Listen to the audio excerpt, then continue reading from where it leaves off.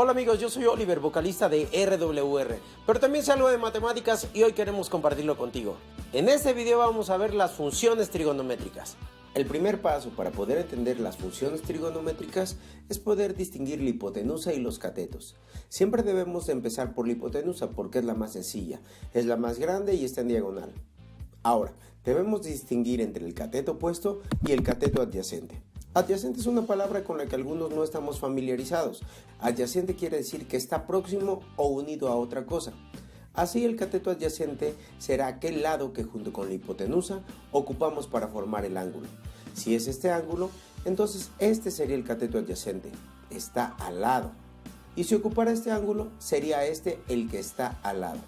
Así también nos damos cuenta que depende de qué ángulo estamos considerando para saber cuál será el opuesto o el adyacente. Distinguir el opuesto es quizá más sencillo, porque es como dice la palabra, el que se opone al ángulo. O también puedes pensar en el que está enfrente del ángulo. En caso de este ángulo, el opuesto sería este lado. En caso de este ángulo, el opuesto sería este otro. En realidad es aún más sencillo, porque con que sepas uno de los dos es suficiente, ya que si distingues el adyacente, sabes que el otro es el opuesto. O al revés, si sabes cuál es el opuesto, el otro sería el adyacente. Una vez que sabes eso, al principio tendrás que revisar una tabla para ver cómo se hace cada función. Por ejemplo, el seno es cateto opuesto sobre la hipotenusa. Entonces, el tipo de ejercicios que tendrás es que te dan el triángulo.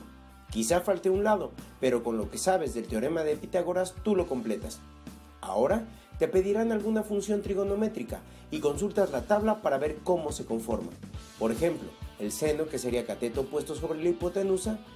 Ves que para este ángulo, este sería el opuesto y lo divides entre la hipotenusa. El coseno sería el adyacente, que es este, entre la hipotenusa. Y por último, la tangente sería el opuesto dividido entre el adyacente.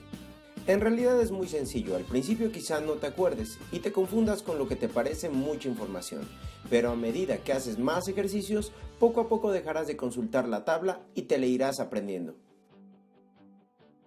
Recuerda, si tienes alguna duda nos puedes dejar un comentario y vamos a tratar de resolver todas las dudas y si es necesario hacer más videos.